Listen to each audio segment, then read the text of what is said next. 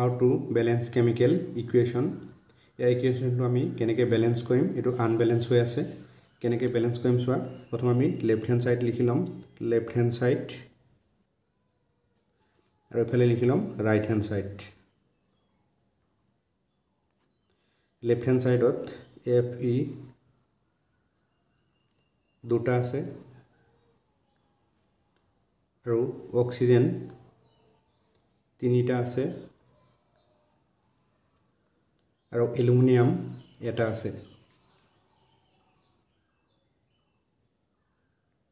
Aluminium এটা আছে। তে ৰাইট হ্যান্ড সাইডত চাও, Fe এটা আছে আৰু অক্সিজেন তিনিটা আছে। অক্সিজেন তিনিটা আছে, এলুমিনিয়াম দুটা আছে। লেফট হ্যান্ড সাইড আৰু রাইট হ্যান্ড সাইড লিখি ললো। Fe দুটা আছে, এই দুটা লিখিলো। অক্সিজেন তিনিটা আছে লিখিলো। এলুমিনিয়াম এটা আছে লিখিলো। আকৌ এফালে Fe এটা আছে লিখিলো। অক্সিজেন তিনিটা আছে লিখিলো আৰু এলুমিনিয়াম দুটা আছে লিখিলো। এটা আমি চাও, ইয়াত Fe দুটা আছে আৰু এফালে রাইট হ্যান্ড সাইডত কি আছে, এটা আছে। ইয়াত আমি দুটা বনাব লাগিব। তো ইয়াৰ লগত যদি আমি 2 এটা পূৰণ কৰি দিও, 1 লগত 2 পূৰণ কৰিলে পাম আমি 2। মানে Fe এফালে দুটা আছে, এফালে এটা আছে, এফালে আমি দুটা বনাব লাগিব। Fe দুটা আছে, ইয়াত আমি 2 এটা পূৰণ কৰি দিলো। তাৰ পিছত আকৌ এফালে অক্সিজেন কেইটা আছে, তিনিটা আছে। বাওফালে অক্সিজেন তিনিটা আছে, সোঁফালে অক্সিজেন তিনিটা আছে। অক্সিজেন ব্যালেন্স হৈ আছে।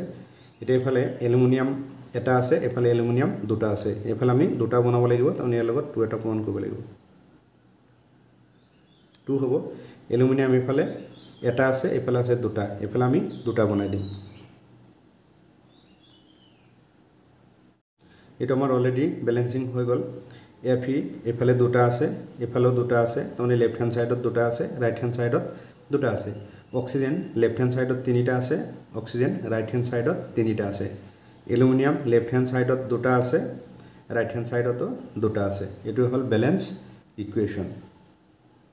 আমি আৰু এটা ইকুয়েশন ললো। কপার এটা আছে, অক্সিজেন এটা আছে, নাইট্রোজেন এটা আছে, হাইড্রোজেন তিনিটা। এফালে কপার এটা আছে, নাইট্রোজেন দুটা, হাইড্রোজেন দুটা আৰু অক্সিজেন এটা। এটা আমি আগৰ নিচিনা কৰিম, লেফট হ্যান্ড সাইড আৰু এফালে লিখিলো right hand side. Right hand side এটা আমি লিখি লম। কপার এটা আছে, লেফট হ্যান্ড সাইডত কপার এটা আছে, অক্সিজেন অক্সিজেন এটা আছে, নাইট্রোজেন এটা আছে, এটো নাইট্রোজেন এটা আছে আৰু হাইড্ৰোজেন তিনিটা আছে। হাইড্ৰোজেন তিনিটা আছে। তে ৰাইট হ্যান্ড সাইডত কপাৰ এটা আছে, কপাৰ এটা আছে, তাৰপিছত অক্সিজেন এটা আছে, তাৰপিছত নাইট্ৰোজেন দুটা আছে, নাইট্ৰোজেন দুটা আছে আৰু হাইড্রোজেন দুটা আছে। হাইড্রোজেন দুটা আছে। এটা আমি চাও, কপার বাওফালে এটা আছে, সোঁফালে কি আছে, এটা আছে। অক্সিজেন বাওফালে এটা আছে, সোঁফালে এটা আছে। নাইট্রোজেন বাওফালে এটা আছে, সোঁফালে দুটা আছে। এটা এফালে দুটা আছে, এফালে আমি দুটা কৰিব লাগিব। ইনটু যদি 2 কৰি দিও কি হৈ যাব, 2 হৈ যাব। এটা নাইট্রোজেন ইয়াত দুটা আছে, এফালে আমি দুটা বনাব লাগিব। নাইট্রোজেন যেতিয়া আমি দুটা বনাই দিলো, এই 2 এই হাইড্ৰোজেনৰ লগতে এপ্লাই হ'ব। এতিয়া হাইড্রোজেন আগত তিনিটা আছিল, এটা 2 3 6, হাইড্রোজেন কেইটা হৈ গ'ল, 6টা হৈ গ'ল। হাইড্রোজেন হৈ গ'ল 6টা, কিন্তু এফালে হাইড্রোজেন আছে দুটা। এতিয়া আমি এফালেও 6টা বনাব লাগিব, এফালেও 6টা বনাব লাগিব। এতিয়া আমি 3 পূৰণ কৰি দিম, 3 লিখি দিলো। এতিয়া চোৱা, এফালে 2 3 6, হাইড্ৰোজেন হৈ গ'ল 6টা আৰু এফালে হাইড্ৰোজেন হৈ গ'ল 6টা। যেতিয়া আমি ইয়াত হাইড্ৰোজেন 6টা হৈ গ'ল, এতিয়া কি হ'ব, 3টো অক্সিজেনৰ লগতে এপ্লাই হ'ব, তাৰমানে অক্সিজেন হৈ গ'ল 3টা।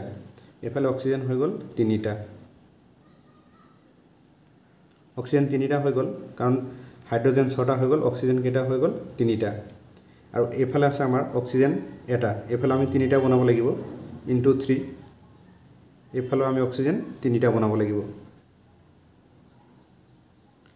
তিনিটা বনালো এতিয়া 3 টো অকল অক্সিজেনৰ লগত নহয় এটো কপাৰৰ লগতে এপ্লাই হৈছে তাৰ মানে কপাৰ এইফালে আছিল এটা এইফালে আছিল এটা এতিয়া এইফালে কি হৈ গল কপাৰ হৈ গল তিনিটা কপাৰ হৈ গল তিনিটা অক্সিজেন হৈ গল তিনিটা এতিয়া কপাৰ তিনিটা হৈ গল বাওফালে এতিয়া সোফালে আমি কপাৰ তিনিটা বনাব লাগিব ইয়াতো কি কৰিব লাগিব কপাৰ এইফালে তিনিটা হল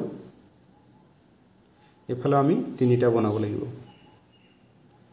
তিনিটা বনালে ইয়াত আমি 3 এটা লিখিব লাগিব এতিয়া কপাৰ তিনিটা হৈ গল এটো হল ব্যালেন্স কেমিক্যাল ইকুয়েশন আমি এবাৰ চেক কৰি চাব পাৰো কপাৰ এইফালে তিনিটা আছে এইফালেও তিনিটা আছে বাওপক্ষত তিনিটা আছে সোপক্ষত তিনিটা আছে অক্সিজেন এইফালে কেটা হৈ গল তিনিটা হৈ গল এইফালে অক্সিজেন কেটা হৈ গল তিনিটা হৈ গল নাইট্ৰজেন দুটা হৈ গল এইফালেও নাইট্ৰজেন দুটা হৈ গল হাইড্ৰোজেন ছটা হৈ গল 2 3 6 হাইড্ৰোজেন ছটা হৈ গল এইফালেও হাইড্ৰোজেন ছটা হৈ গল এটো হল আমাৰ ব্যালেন্স কেমিক্যাল ইকুয়েশন